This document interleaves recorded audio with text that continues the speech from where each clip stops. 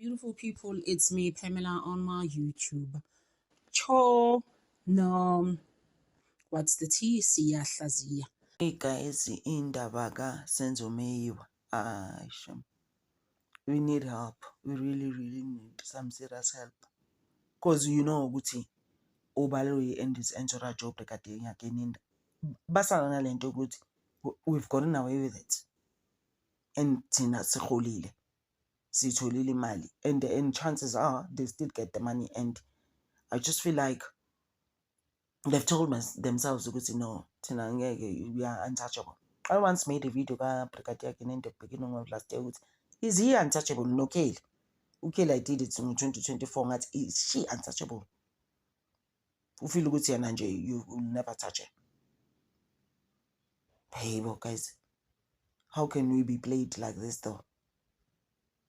On our watch, you know? But in what I like about Untandi this time is not the same as a trial within a trial. No, it's totally different. Totally. He's another person. So guys, end up you feel you know what, I actually don't care anymore. Tell. As long as ngisazi some story, I'm gonna tell it, and I did not necessarily analyze Senzo Meyiwa, so I don't care. Like ukanjalo Untanzi is on the tip now. It's just like I'm just not backing down. I don't care. Uze wa end up esithi nalomlungu uhost. Uyayibona manje ukuthi bakanjani. Engoba vele guys uhost kena.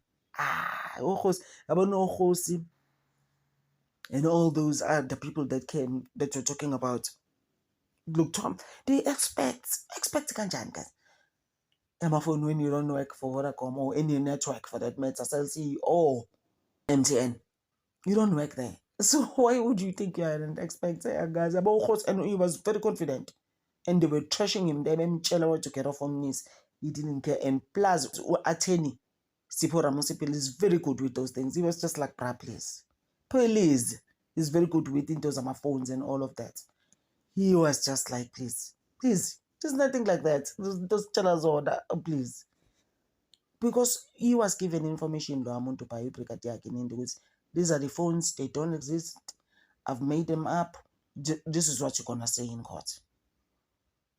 He came and told us one could do all the crap he could get. And what was crazy with host though, I kept on saying, I've got so many videos as a host. That's 2024. Can be 5 or 6, where I kept on saying about this guy. There's nothing like this. I hit this all. Ayizwakali like that whole story that he was telling there. Baloyi ke ulapho. Usaqhubeka uBaloyi. Although emtshela uNtanzi uThaibo baBaloyi. Ngicela uyeke lena uNtanzi is still respectful guys. On top of everything he's been through with this guy, he's still like baBaloyi. Ngamtshela nobaba uSipho Ramusipil. Ngamtshela usibani bani. But nje kumje yakho shem you never say baba. Because it's just like ngenaphi namhlambe kulo muntu loyo who was busy forcing himself down my throat. Eating ngamazi when my family didn't even send him. Umji Dominic advocates. We believe is an advocate. Is coming up again. Busy. Ubaloyi in a way now. He's actually repeating himself. The fact that usapinda my phone number kamama, usapinda my phone number Galebu girlfriend. Guys, you are repeating yourself. Literally, I mean, like, why are we even here?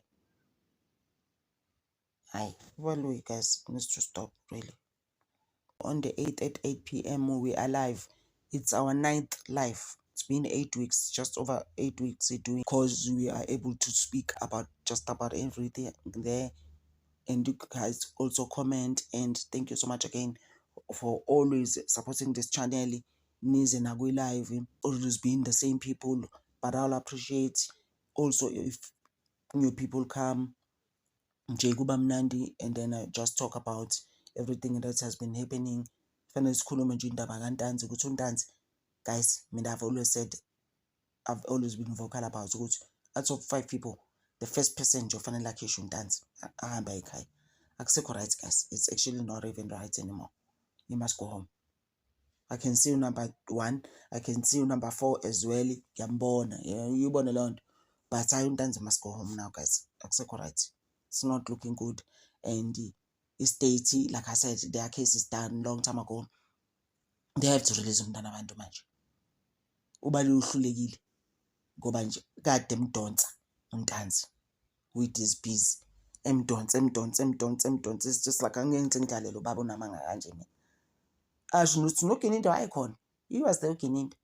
Ngishawa ngenze all sorts of things. It's always been there. And uyayazi into yefoni ugini into. Angithi yena he controls everything, guys. He's a manipulator of notes, that guy. You've heard him speak there in the at that court. He is a manipulator. I've never seen anyone like that. He's like the best when it comes to manipulating people into his crazy things, isn't anything right? The ones that he's doing now, even. Like I said, guys, Ntanzi doesn't care anymore. It's just like whatever, bro. Like I've been in jail for over 5 years for nothing. So now, why must I be understanding all this crap that you're telling me? Ezobeti, so your relationship yakho nomabhena why would I have a relationship with a police officer? It's just like this. Which is the truth, guys? Like why? Why must I have a relationship with them? What's wrong, you guys? Then again, on the 16th of October at 18:09, there's a call from Lagos number 1698 to your number ending 6890. At 18:09, it goes to voicemail. It's a call forward lasting 2 seconds. 16 October 2020 isikhathi ke u13:18:09 kwaba khona ke ucingo boswake kulebu kunombolo yakhe egcina ngo1698 iza kucingweni lakho inombolo yakhona ke egcina ngo6890 noma ke ya ku voicemail ke yathatha ke 2 seconds.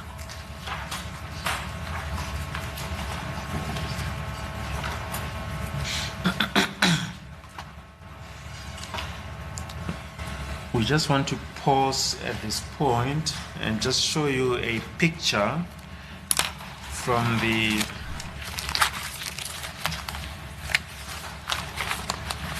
affidavit of Lieutenant Colonel Halls. Thanda ukuthi ke sime kancane la sikhombise ke isithombe esaba ku affidavit ke eka Colonel Halls. Exhibit DD5. Exhibit DD5.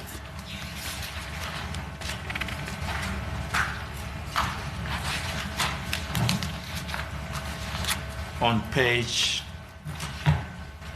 17 of the affidavit, the image is on the screen. Isithombe lesi ke uthola ke ku page 17 ku affidavit kodwa nasiyabonakala lapha nakhona kumabona kude.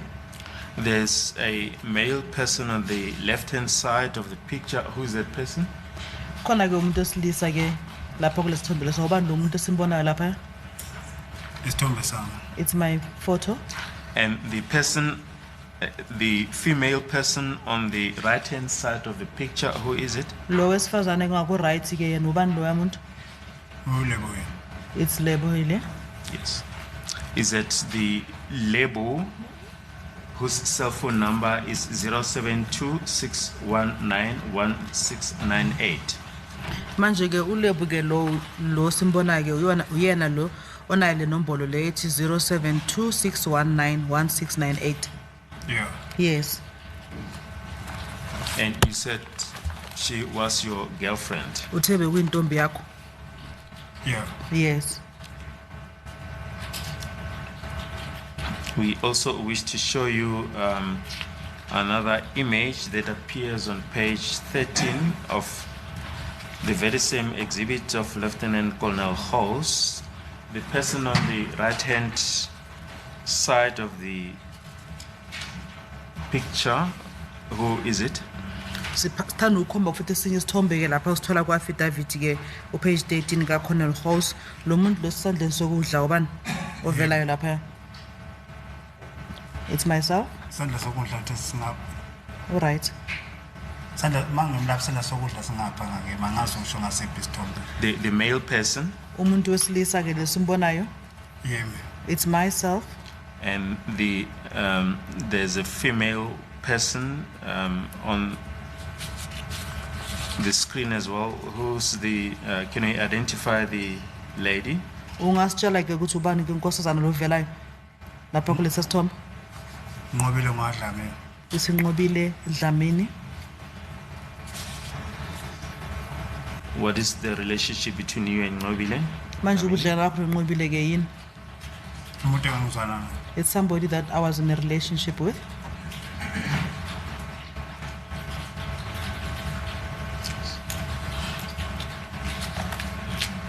Thank you.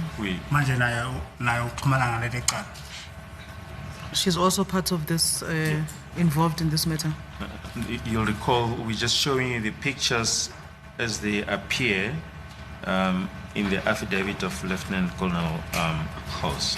Sicela nje ukhumbule ukuthi ke sikhombisa ke isithombe ngendlela ezivela ngayo ke kule affidavit le ka Colonel House. Okay. Yes. Okay. Were these pictures combined or were they taken separately? Manje ke le thombe lezi sisanda ukuzibona manje ke